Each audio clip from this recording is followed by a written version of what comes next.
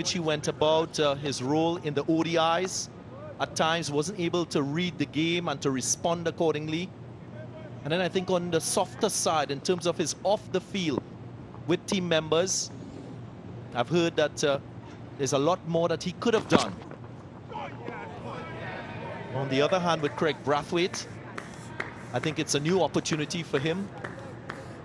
The success that he achieved in Bangladesh, from all reports off the field, he was strong in terms of encouraging his players and inspiring his players. And then tactically, he looked quite good. So I think there needs to be some sort of expectation placed on Craig Brathwaite in his role as captain, and then for that to be appraised at regular intervals. He certainly did a wonderful job in Bangladesh, Craig Brathwaite, with a very inexperienced team. And kudos to him. Right? And to get back to Jason Holder, I think one of the criticisms I have been talking about Jason Holder over the years that he's a bit too defensive-minded. And I spoke about that a lot. Sometimes I have teams on the run and he's still being so defensive rather than being more aggressive to finish them off. And that has been one of his weak points as well with Jason Holder. But having said all of that, you know, we still got to wish Craig Brathwaite and the team well. We want them to do well against in the series because it's all about West Indies cricket. And it's not about Jason Holder or Craig Brathwaite. West Indies cricket belongs to all of us, and we hope that they will do well and try and go on to win the series. I would have hoped as well along the way in Jason Holder's stint as captain across formats, he would have been appraised accordingly. He would have been told what his deficient areas are, what his strengths are, and what the expectations are from the selectors.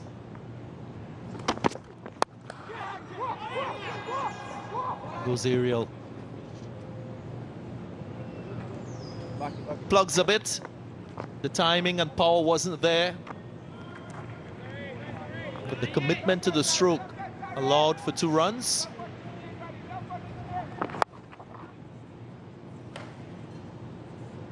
Was looking to hit it a lot straighter. And I think the extra bounce didn't allow for that. He's been very good this morning, Alzari, Joseph. Looks very focused.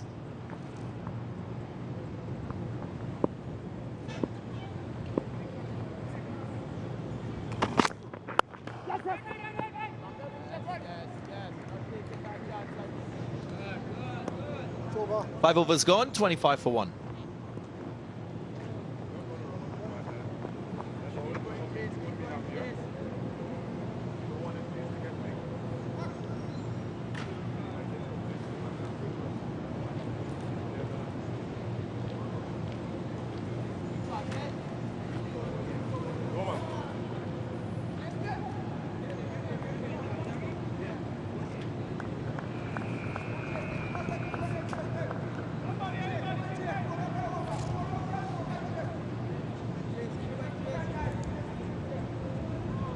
Just 8 runs conceded by Alzari Joseph. Jason Holder, more expensive, 17 conceded so far. Immediately making the adjustment, getting a little bit fuller, a little bit wider. The pitch for today, the same as that used in the first ODI. Looks dark brown in patches. Maybe a bit of moisture still from the preparation earlier. But generally good for batting. That is what we've seen here at Sir Vivian Richards Stadium. Edged and taken. Was it pad? Bat?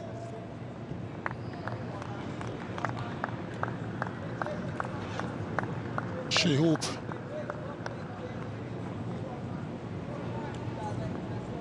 Was that bat or was it pad? Certainly of the thigh pad. Good take by Shea Hope. Centurion in the first ODI. Played extremely well. Hadn't played cricket for a little while, but it didn't show.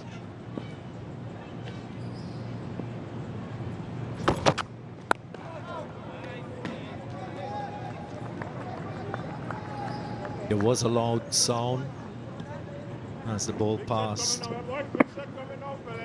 and went through to the wicketkeeper. Clear evidence that it made contact with the thigh pad. One of the things I would like to see Jason Holder do more is hit the pitch a bit harder. Doesn't hit the pitch hard enough. For a very tall man, I don't expect him to bowl 90 miles an hour. We know that's not going to happen. But I believe if he hit the pitch a little harder, get the ball to bounce a bit more, hit the splice of the bat, he could be more effective. But he doesn't hit the pitch hard enough. He just sort of, just as we say, kiss the surface.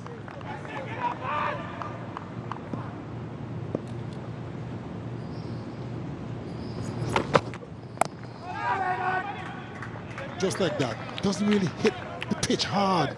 You just rest the ball on the surface. And I can guarantee you, DG Ganga, if you hit the pitch a little harder, you get a little extra zip off the surface. Do you think that that's probably him trying to focus on his control? Maybe a bit of swing as well.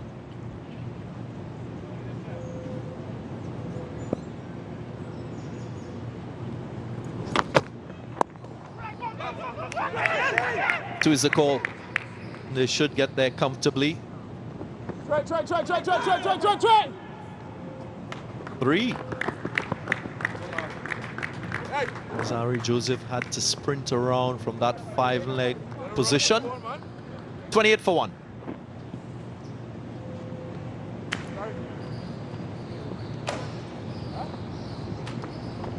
Let's keep following the ball, man.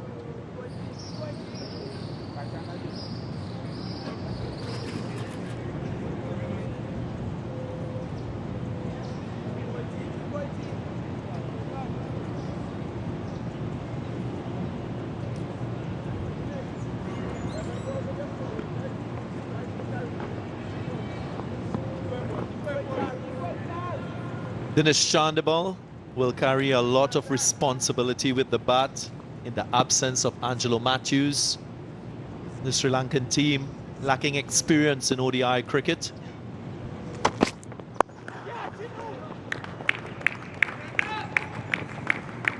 Didn't get hold of it properly, but some good footwork there.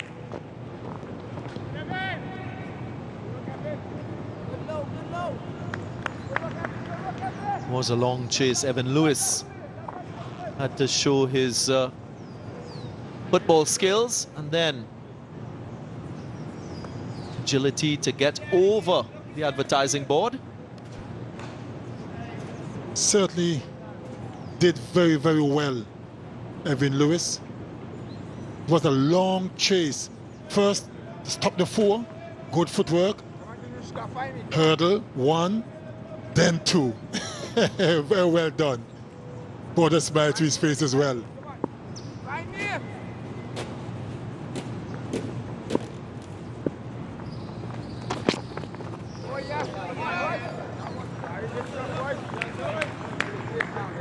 I mentioned the inexperience of this Sri Lankan team outside of Tisara Pereira and Dinesh Chandimal.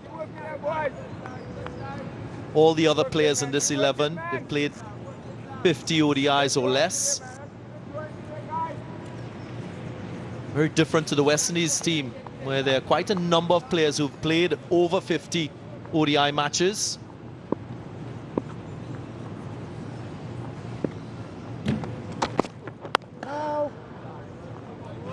And many times you rely on that experience when you're in must-win situations to get you over the line. Dinesh Chandimal with 148 matches, Tisara Pereira, the 2 players with over 100 ODIs, the others under 50. Captain Karuna Ratna, only 33 matches. Most of their bowlers as well, lacking experience in this format at this level.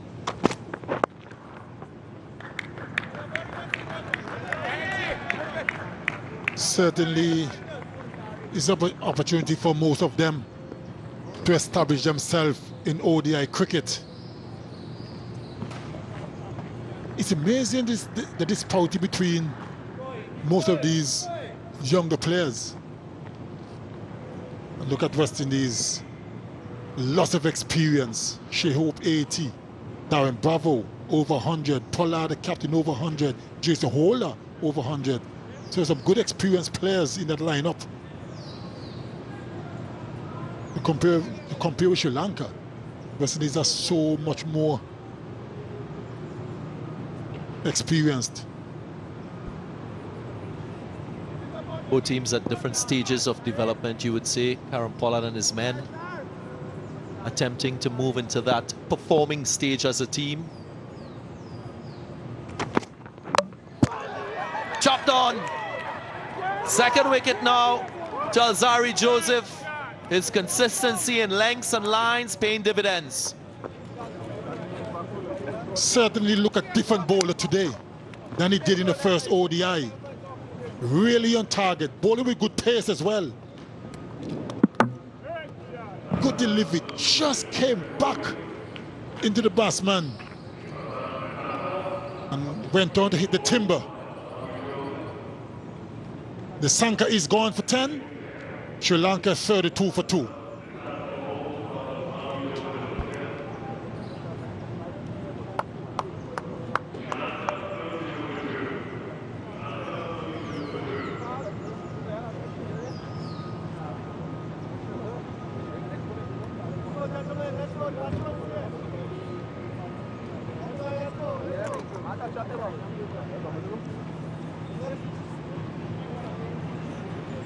Yes, sorry. Every kiss again, sorry. Give cover, sorry. Give cover. Don't know everything's played, man. 28-year-old Oshada Fernando, who was born in Colombo, comes to the crease. Ayubawan want to come, for those of you looking on from Sri Lanka. Would be happy with this. Nisanka just not getting the line right. Came back in and couldn't make the adjustment. Also his positioning, he was neither forward nor back, just caught on the crease. That's not where you want to be as a batsman, especially when you're in the top order. You want to be a little more clinical in your movement, in your commitment to cover the line of the ball.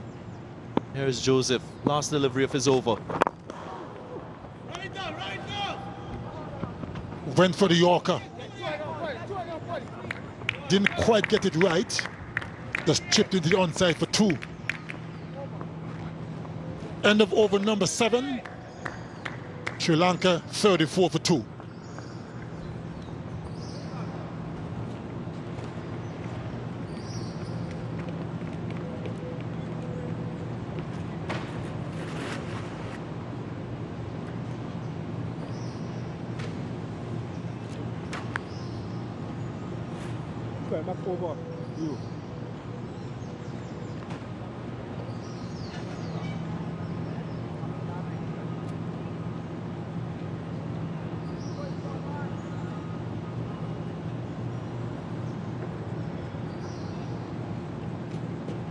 Sri Lanka in a heap of trouble here. They've lost 2 wickets within 7 overs. Alzarri Joseph, the wicket taker, he's gotten 2 for 14 from his 4.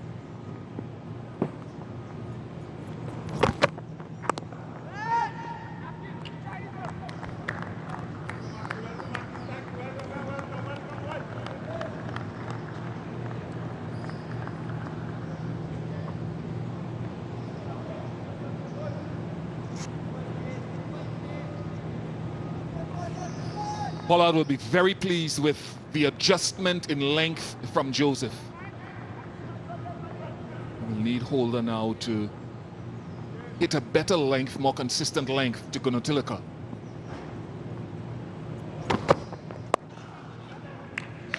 Brilliant shot. That wasn't all that short.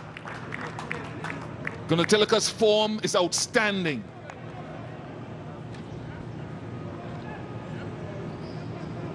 Such good hands there. Not all the way short, but what timing. He's found a way to get his hands through that shot so quickly and hit it in front of square. no chance for Evan Lewis, who was at deep backward square leg.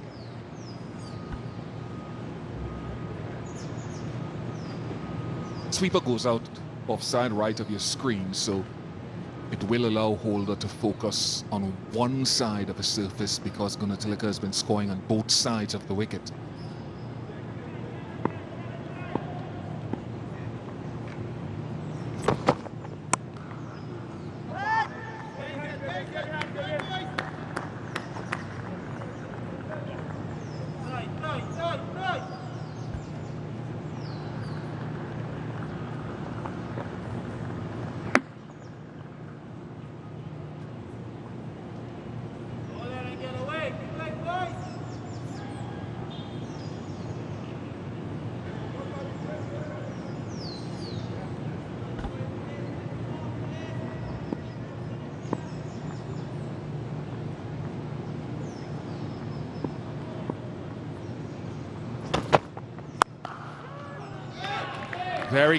Very good hit with the wind. The ability of Gunatilaka to pick length early is brilliant. Jason Holder hasn't been consistent with his lengths at all. Way too short on that occasion. It's easily dealt with by a man who is in such prime form.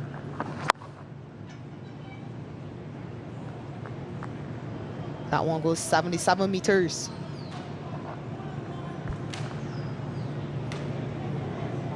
More than likely with this field that's set with a batsman playing as he is, you have the sweeper offside. Two men behind square, catching or saving one, so you want to be more erring towards the off stump.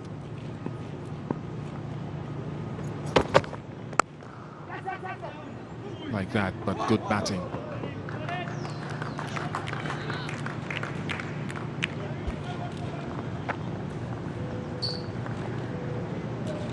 Don't quite mind Jason Holder trying to bowl straighter at Gunatilaka. He showed how good he is through the offside, but every time he's gone straighter, he's erred in length. He's been a bit too short, allowing him to get on that back foot and dispatch the deliveries.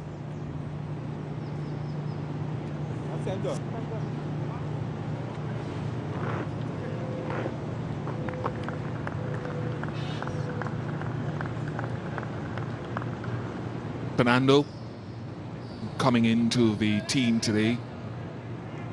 No Angelo Matthews.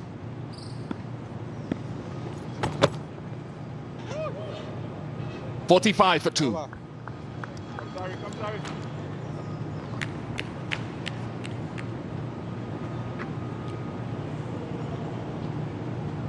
Akil, come.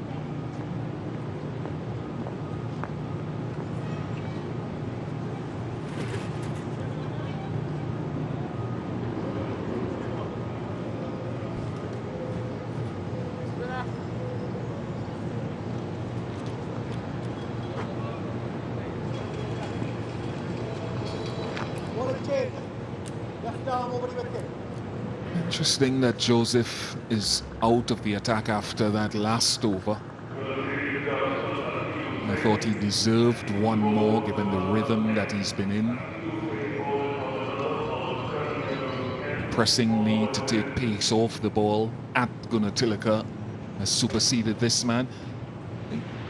You watched Joseph bowl in Bangladesh recently. He only picked up a couple of wickets, but he bowled very well. He wasn't bowling to defend great totals. That's one thing people forget. They worry about his wicket taking. But Joseph was superb. He carried the mantle of leading bowler brilliantly. Little rusty in the first game, but far better today. Long on and deep backward square.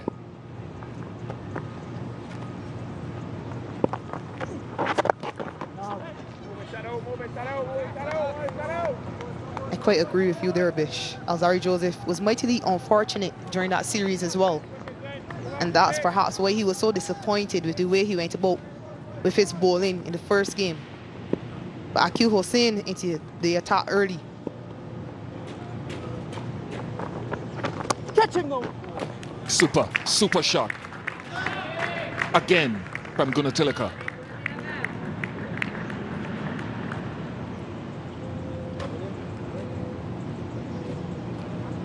With a slip in place, initially you'll think this is high risk, but he watches the ball right onto the back, plays it late enough to beat that man at first slip.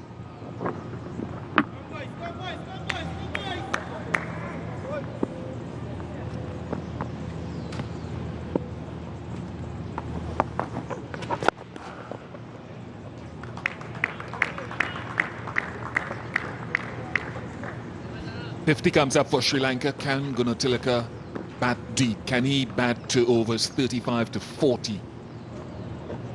Playing the way that he's playing, there will be no issue with his tempo. But can he take it deep?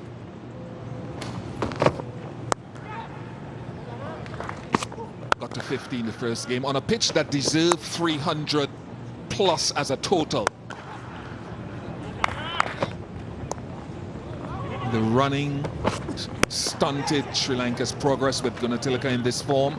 And it looks another good surface today.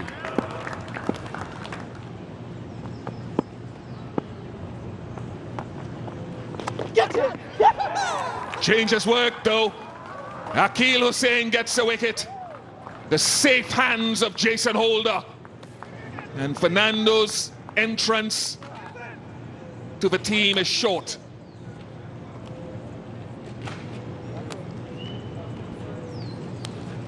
Akil Hussain gets his 50th listed wicket. Loose drive from Fernando, easily held by Jason Holder there at first slip. Elation for Akil Hussain. Sri Lanka lose their third at 50.